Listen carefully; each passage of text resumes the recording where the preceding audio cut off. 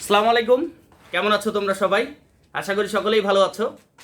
আজকে আমরা ষষ্ঠ অধ্যায়ের রসায়নের ষষ্ঠ অধ্যায়ের খুবই গুরুত্বপূর্ণ একটা অংশ নিয়ে আলোচনা করব। সেটা হচ্ছে, দেখো এখানে প্রশ্ন লিখে দিয়েছি, বিক্রিয়ায় কত মোল, আমরা মোল কিভাবে বের করে সেটা নিয়ে আলোচনা করব। আরেকটা বিষয় হচ্ছে, একটা বিক্রিয়া আমি করলাম, বিক্রিয়ায় দেখা যাচ্ছে বিক্রিয়ার সম্পূর্ণ অংশটা আমি করলাম, করার পরে প্রত্যাশিত উৎপাদ পেলাম না। এটা না পাওয়ার কারণ কি, এই দুইটা বিষয় নিয়ে আজকে আমরা আলোচনা করব। তো দেখো, সর্বপ্রথম বিষয় হচ্ছে, এই ক্ষেত্রে দুইটা জিনিস তোমাদের জানতে হবে। একটা হচ্ছে একটা যৌগ কিভাবে লেখে, একটা যৌগের কিভাবে বিক্রিয়ার সমতা বিধান করে, এই দুইটা জিনিস তোমাদের জানতে হবে। তার আগে দেখো, আমরা সহজভাবে আমরা একটু বিক্রিয়াটা সলিউশন করি।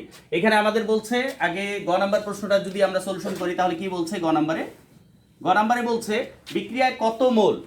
এই মোল আমরা বিক্রিয়ার মধ্যে মোল বের করব কিভাবে, এটা নিয়ে যদি আমরা আলোচনা করি, প্রথম বিষয় আসবে মোল বের করার জন্য কি কি লাগে। তো দেখো, বিক্রিয়ায়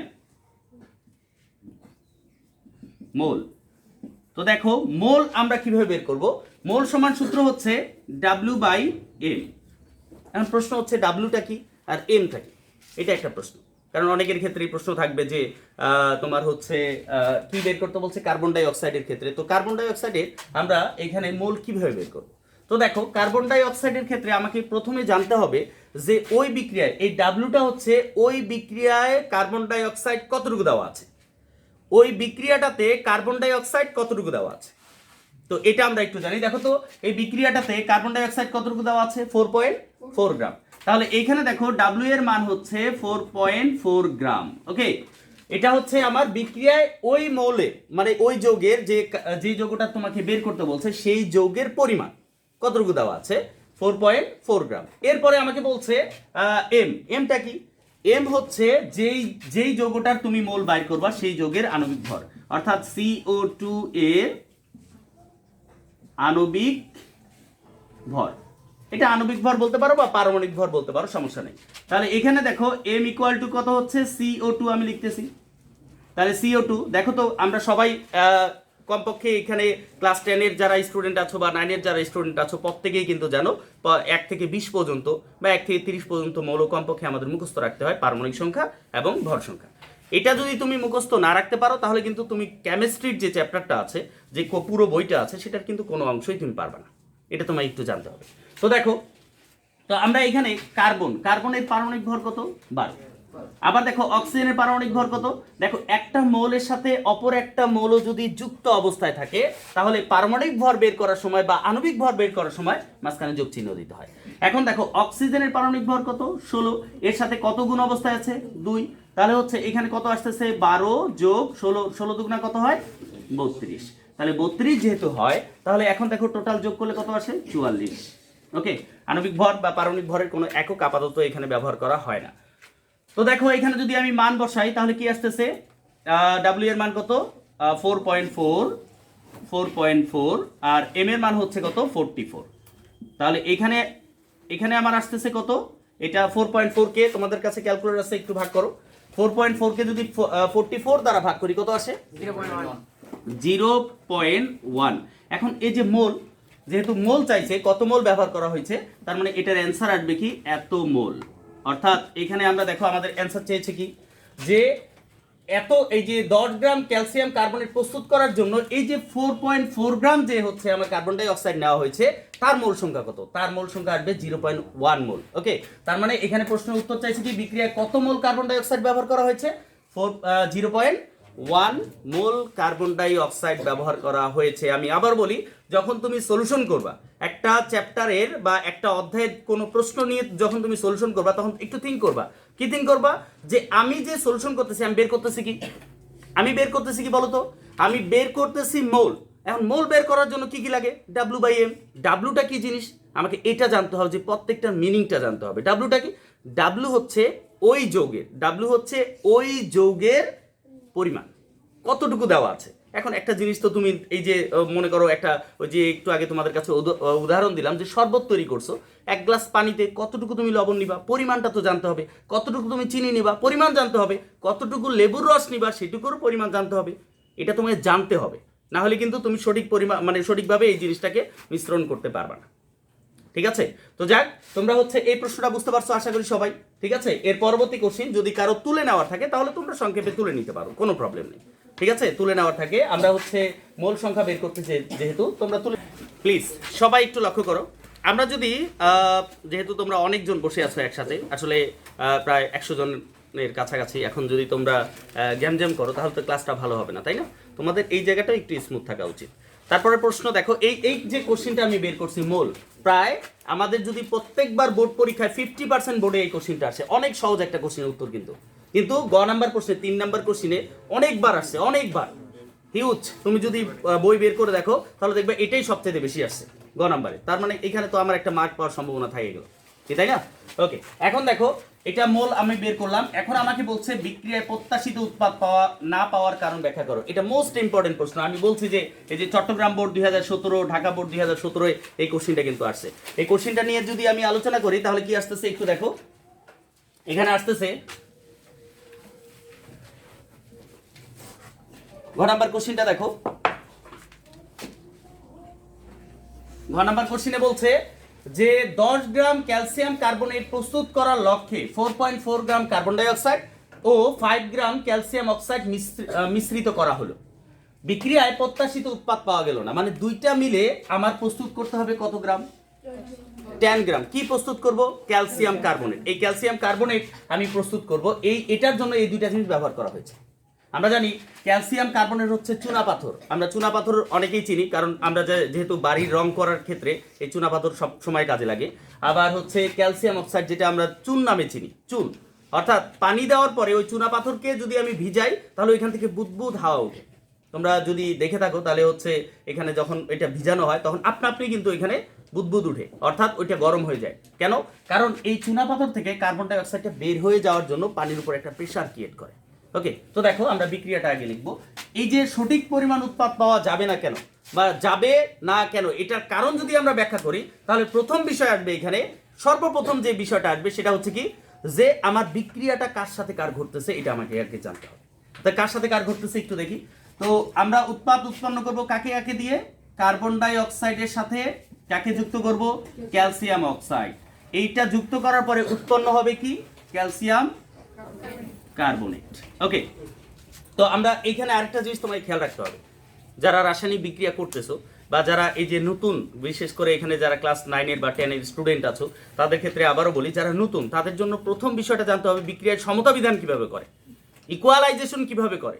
অর্থাৎ ইকুয়াল, অর্থাৎ বিক্রিয়ার পূর্বে যতটুকু ব্যবহার করা হয়েছে বিক্রিয়ার পরে ঠিক ততটুকু ব্যবহার কিভাবে আমরা হিসাবটা করব। দেখো এখানে একটু দেখো, কার্বন, এখানে দেখো কার্বন আছে হচ্ছে একটা, এখানেও কার্বন আছে একটা, এখানে ক্যালসিয়াম আছে একটা, এখানে ক্যালসিয়াম আছে একটা, অক্সিজেন আছে এখানে কয়টা দেখো তো?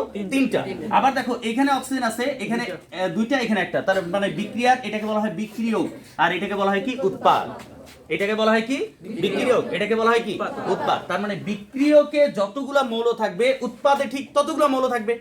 তার মানে এই জন্য তোমাকে আগে সমতা বিধান করতে হবে। তো এখানে কিন্তু সমতা বিধান দেওয়া আছে, ঠিক আছে? এটা নিয়ে আমাদের হিসাব নিকাশের দরকার নাই, যেহেতু আমাদের দেওয়া আছে। তো আমি এখানে একটু ক্যালকুলেশন করব। এই বিক্রিয়াটা সমতা বিধানের পর আমাকে আপেক্ষিক আণবিক ভর বা পারমাণবিক ভর বের করে নিতে হবে। কিভাবে বের করবো দেখো তো? কার্বনের কত? 12, অক্সিজেনের কত? 16, গুণন কত? 2। তাহলে এখানে গুণ করলে বা হিসাব করলে কত আসবে? 44। ওকে, এখানে দেখো আবার ক্যালসিয়ামের কত? ক্যালসিয়ামের হচ্ছে কত? 40, আর অক্সিজেনের কত? 16। তাহলে টোটাল কত আসতেছে? 56। আবার দেখো ক্যালসিয়ামের কত? 40, কার্বনের কত? 12, অক্সিজেনের কত? 16, এর সাথে কত গুণ অবস্থায় আছে? 3। এটা কিন্তু তোমাকে একটু ক্যালকুলেশনের হিসাব রাখতে হবে। কেমন? এই যে ক্যালসিয়ামের পারমাণবিক ভর 40, কার্বনের পারমাণবিক ভর 12, অক্সিজেনের পারমাণবিক ভর 16, কিন্তু এদের সাথে তো কোনো সংখ্যা ছিল না, ছিল? কিন্তু এখানে অক্সিজেনের সাথে সংখ্যা কত আছে? 3। অর্থাৎ যত থাকবে তত দ্বারা আমি কি করে দিব? গুণ করে দিব। টোটাল ক্যালকুলেশন করলে কত আসে? এখানে আসে 100। ওকে, তার মানে এখন আমাকে যে কাজটা করতে হবে এটা হচ্ছে মোস্ট ইম্পর্টেন্ট। এটা আমাকে প্রত্যেকটা যে সঠিক পরিমাণ উৎপাদ পাওয়া যাবে কিনা বা লিমিটিং বিক্রিয়ক যখন তুমি বের করবা এই ধরনের হিসাবটা তোমাকে করতে হবে। এখন এই হিসাবটা করার পরে তোমার কাজ কি? এই হিসাবটা করার পরে তোমার যে কাজটা আসতেছে তুমি তুলনা করবা কার সাথে কার। আচ্ছা বলো তো, এখানে আমার প্রথম বিষয় হচ্ছে আমি এটা থেকে এটা প্রস্তুত করব। তাহলে এই যে 100 গ্রাম, দেখো তো একটু ভালো মতো দেখো, বিক্রিয়া থেকে আমি ক্যালকুলেশন করে যেটা দেখলাম সেটা হচ্ছে এরকম, যে বিক্রিয়ায় 100 গ্রাম কি উৎপন্ন করছি? তাহলে বিক্রিয়ায় আমরা কথাটা লিখবো অবশ্যই। বিক্রিয়ায় এখানে দেখো 100 গ্রাম, ভালো মতো দেখো 100 গ্রাম কি উৎপন্ন করতেছি? Calcium carbonate. উৎপন্নের জন্য আচ্ছা দেখো, উৎপন্নের জন্য কার্বন ডাই অক্সাইড কত গ্রাম দরকার? CO2 প্রয়োজন কত গ্রাম? 44 গ্রাম। একটু ভালো মতো দেখো, আমি যা আছে বিক্রিয়ায় তাই কিন্তু লিখছি, একটা শব্দ অতিরিক্ত লিখিনি। দেখো তো আমি ক্যালসিয়াম কার্বনেট প্রস্তুত করতেছি কত গ্রাম? 100 গ্রাম। এর জন্য কার্বন ডাই অক্সাইড নিছি কত গ্রাম? 44 গ্রাম। এটা বিক্রিয়ায় দেখাচ্ছি আমি কিন্তু মানে প্রশ্নে যা দেওয়া আছে সেটার এখনো হিসাব করিনি। তাহলে দেখো, অতএব বিক্রিয়ায় 1 গ্রাম ক্যালসিয়াম কার্বনেট উৎপন্ন করার জন্য কার্বন ডাই অক্সাইড প্রয়োজন। কম হবে না বেশি? একে তো সবসময় কম হয়, আমরা এটা ছোটবেলায় শিখছি ক্লাস 4-5-এ ঐকিক নিয়ম। তো 100 গ্রামে যেটা হয় তাহলে 1 গ্রামে কম হবে। কম হলে কি হবে? ভাগ, তাহলে 44 ভাগ কত? 100। 44 ভাগ 100 গ্রাম। অতএব আচ্ছা বলো তো, ক্যালসিয়াম কার্বনেট কয় গ্রাম আমাকে প্রস্তুত করতে বলছে? একটু ভালো মতো দেখো, কয় গ্রাম প্রস্তুত করতে বলছে? 10 গ্রাম প্রস্তুত করতে বলছে। কত গ্রাম? 10 গ্রাম প্রস্তুত করতে বলছে। তার মানে আমি এখন লিখবো বিক্রিয়ায়, এখানে বিক্রিয়ায় 10 গ্রাম। কত গ্রাম? 10 গ্রাম ক্যালসিয়াম কার্বনেট উৎপন্ন করার জন্য কার্বন ডাই অক্সাইড প্রয়োজন। এখানে CO2 প্রয়োজন, আমি উল্লেখ করে দিচ্ছি। কার্বন ডাই অক্সাইড প্রয়োজন, দেখি কতটুকু প্রয়োজন হচ্ছে? 44 ইন্টু হচ্ছে কত? 10 বাই কত? 100। তাহলে কত আসে? 4.4 গ্রাম। এতটুকু প্রয়োজন। ওকে, এটার হিসাব আমার একবারে টোটাল কমপ্লিট। ওকে, পরবর্তী অপশন আসি। আবার যখন লিখবো তখন কি লিখবো দেখো, আবার বিক্রিয়ায় ওই কথাটুকুই লিখবো। বিক্রিয়ায় 100 গ্রাম CaCO3 উৎপন্ন করার জন্য বা প্রস্তুত করার জন্য লিখতেই পারো, এখানে প্রস্তুত লেখা আছে মেবি। তো দেখো, উৎপন্ন করার জন্য বিক্রিয়ায় 100 গ্রাম ক্যালসিয়াম কার্বনেট উৎপন্ন করার জন্য কি প্রয়োজন? এইবার একটা তো প্রয়োজন, ঠিক আছে, একটা হিসাব শেষ। আরেকটা তো প্রয়োজন আছে, ক্যালসিয়াম অক্সাইড প্রয়োজন কত গ্রাম? ক্যালসিয়াম অক্সাইড প্রয়োজন কত গ্রাম? CaO প্রয়োজন কত গ্রাম? কত গ্রাম বলো? 56 গ্রাম। অতএব বিক্রিয়ায় 1 গ্রাম ক্যালসিয়াম কার্বনেট উৎপন্ন করার জন্য ক্যালসিয়াম অক্সাইড প্রয়োজন। কম হবে না বেশি? কম। তাহলে 100। অতএব বিক্রিয়ায় কত গ্রাম প্রস্তুত করতেছি? 10 গ্রাম। বিক্রিয়ায় 10 গ্রাম ক্যালসিয়াম কার্বনেট উৎপন্ন করার জন্য ক্যালসিয়াম অক্সাইড প্রয়োজন। একটু ক্যালকুলেশন করো, 56 ইন্টু 10 বাই কত? 100। কত আসে? 5.6 গ্রাম। প্লিজ, আমার মোটামুটি ক্যালকুলেশন শেষ। প্রত্যেকটা ক্ষেত্রে, প্রত্যেকটা জায়গায় আমরা একটা কাজ করব। কি কাজ? যখনই আমি হিসাব করব যে বিক্রিয়ায় সঠিক পরিমাণ উৎপাদ পাওয়া যায় না কেন, সঠিক পরিমাণ উৎপাদ পাওয়ার জন্য তো আমাকে সঠিক জিনিস নিতে হবে। কি কি জিনিস? দুইটা জিনিস এখানে দরকার। একটা হচ্ছে কার্বন ডাই অক্সাইড, একটা হচ্ছে কি? Calcium oxide. যেহেতু আমার দুইটা জিনিস দরকার, তাহলে দুইটা জিনিসেরই হিসাব হবে। তাহলে 100 গ্রামের জন্য 44 গ্রাম দরকার ছিল কার্বন ডাই অক্সাইড, অর্থাৎ 10 গ্রামের জন্য আমি বের করছি এটা। একটু ভালো মতো ইন্ডিকেট করে দিচ্ছি, একটু মনোযোগ সহকারে শুনুন। আবার দেখো, 100 গ্রামের জন্য দরকার ছিল 56 গ্রাম, অর্থাৎ 10 গ্রামের জন্য প্রয়োজন কত? 5.6 গ্রাম। কত গ্রাম?